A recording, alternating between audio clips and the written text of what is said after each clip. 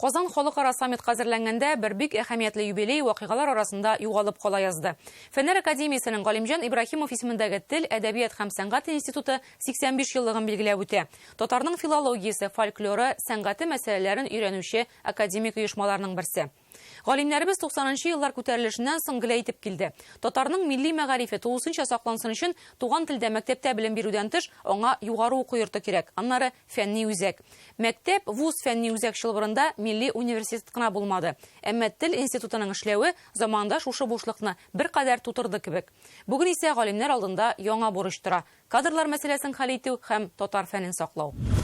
Бер төркем халыкның аерым бер милләт мәртәбәсенә күтәрелү өчен ана телендә әдәбияты булу гына җитми, аның үз телендә фәне дә булырга тиеш дигән үз заманында Галимҗан Ибраһимов. Шуңа күрә Тел, әдәбият һәм сәнгать институтының шушы фикерне алга сөргән улуг әдип исемен йөртүе дә символик әһәмияткә ия. 1939 елның октябре ТАССРның халык комиссарлары советы Тел һәм әдәбият фәнни тикшеренү институтын оештыру турында карар чыгара. Галимҗан Ибраһимовның исеме кайтканнан соң исеме шушылай инде элекеге тагылган гаепләр юкка чыгарылганнан соң бу фәнни оешмага аның исеме бирелде.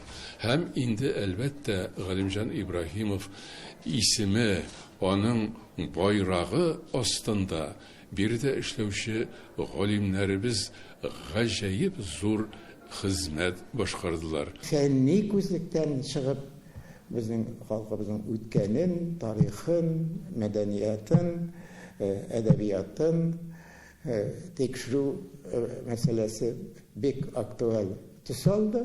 Билгеле, ул чорда әле теге сәясәттә үзенчәлеклерәк булды. Әмма ләкин бу институтның ачылуы бик кирәк иде һәм әкренләп бу институт тернәкләнә башлады. Елдан-ел институтның эшчәнлеге киңәя, милләт алдында бурычы арта.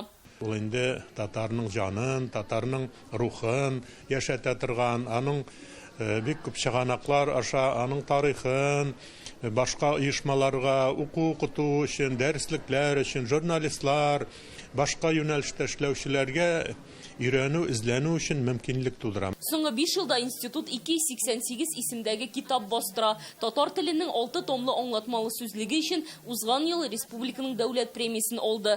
Бу институт тарихында моңарчы булмаган казаныш. Анда 70 мең сүз һәм 10 мең фразеологизм тупланган. Мондый зур сүзлекнең соңгы тапкыр 70нче еллар ахырында чыгуы билгеле, әмма анда 35 мең сүз генә теркәлгән була. Менә быел октябрь аенда гына аның 6нчы соңгы тома табадан төште. Сүзлекнең соңгы басмасына яңа 500 сүз өстәлгән. Әйтик, сер сүз, пароль, икмәкханә, пекарня, туңмасу, низмирзайка. Татар теленә көн саен бер яңа сүз өстәлә. Алар электрон форматта аерым каталог булып чыга. Һәм аларны без һәр вакыт төзеп торырга тиеш. Һәм үзебезнең халкыбызга тәкъдим итеп торырга тиеш. Институт галимнәре төзегән дәреслекләр буенча татар мәктәпләрендә укыталар. Дәреслекләр төрле авторлыкларда булды. Мәсәрова авторлыгында булды. Менә бу әлифбалар инде шәһәр җирлегендә өйрәтергә балаларга әзрәк катлаулырак.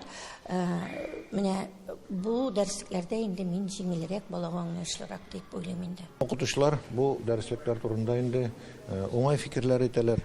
Әлеге дәреслектән Башкортстан укытучылары да файдалана, ди профессор Илшат Насыйпов. Аның эштәлеге буенча фикер алышуда үзе дә катнашкан була. Шушы мәртәбәле татар фәнен үстерүче институтның казанышларына нигезләнеп, Татарстан татар фәнен, татар филологиясын мин Татарстан Республикасында читтә хезмәт иттем.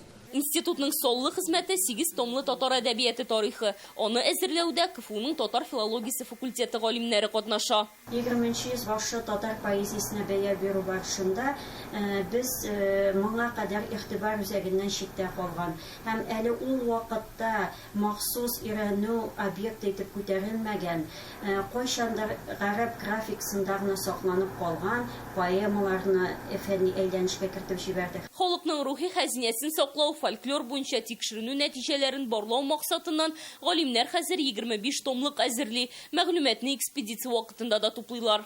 Һәрбер экспедиция үзе белән ниндидер яңалык һәм табыш алып килә. Безнең татарда 19 гасырда әлемне киң таралыш тапкан кыз елату традициясы булган. Шушы экспедицияларда йөрү вакытында Түбән Новгород өлкәсендә кыз елату традициясының бүгенге көндә дә саклануына тап булдык. Институтның юбилей кичәсендә Фәннәр академиясе җитәкчесе Рифкат Миңнеханов Татарстан халыкларының тарихи мәдәни мирасын саклау һәм киңрәк җәелдерү өчен бөтен мөмкин чаралардан файдаланырга кирәк диде. В этой связи значимой задачей для коллектива института становится создание информационных платформ, цифровых архивов, способствующих распространению знания о культуре и языке татарского народа, народов Республики Татарстан. Хәзер галимнәр чит төбәкләр белән хезмәттәшлекне ныгытуны, туплаган мирасны җәмәгатьчелеккә җиткерү, яшьләрне фәнгә тартуны күздә тота.